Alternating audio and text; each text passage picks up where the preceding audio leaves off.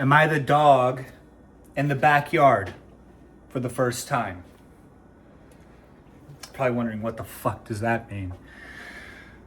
Basically, I feel like right now I am both the backyard and the dog who has just been rescued, and the dog is malnourished, it's sick, needs its shots, fur is all fucked up, and it's psychologically feeling unsafe. However, the backyard has shelter, it has food, it has water, it's safe. Instead of me eating food, I'm eating grass and throwing up, but I'm in an objectively the safest space that I've ever been in. That is how I feel right now in my life. I feel like the dog in the backyard for the first time. What does that mean? Kind of like the other side of this is the poor family that chooses to be happy. Deep faith and belonging, head right about their decision and their existence.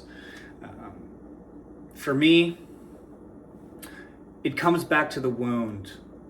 And me trying to do sex work right now feels like I'm the dog in that backyard who's scratching at the fence to get out, but I'm in the safest environment that I've ever been in.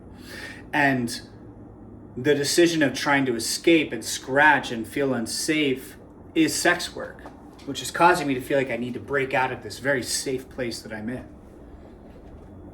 And I've been in this place multiple times, but that is the conversation that my therapist and I are having. We'll just have.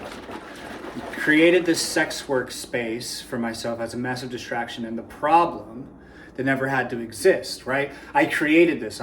And here's the question, right? Here's the stance of it. I'm a free man in a free world, and I use my free will to build a wall up between myself and the biggest obstacles in my life. No one did this but me. This is my choice.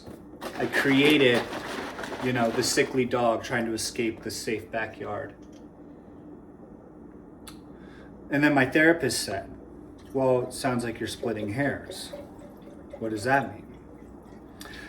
When we're set adrift on misunderstanding of ourselves, the coping strategies we develop, we have to accept. Because if we didn't have those protective natures in us, we may not be here, the lesser of evils.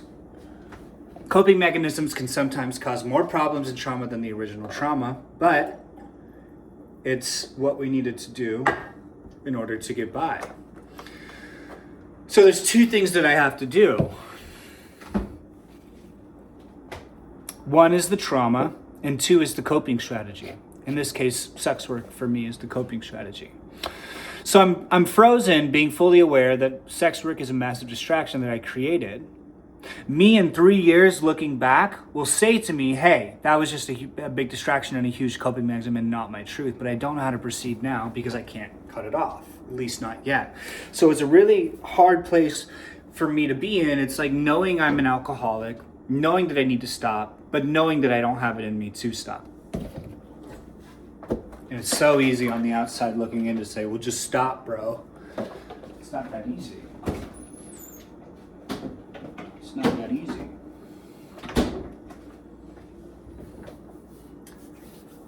What I feel like is that I have to tackle this from two different angles because it derives from two different places. My best bet is with the inner work and the healing is that be aware of my vices as well as my trauma. At least if I can know and be fully aware of my what my issues are or what activities or distractions or forms of escapism that I'm developing and working on and going through, as long as I'm aware of those, I can also be as aware as I can, at least of my trauma, and you could work on getting devices and the distractions and all these other things kind of at least in a place of control. And then on the other side, you can address the trauma. So you're kind of attacking it from both angles, which I think is You know, it's a lifelong journey, but it's kind of what I learned today in therapy. So take that as you will. Don't know what I'm doing still. Bye for now.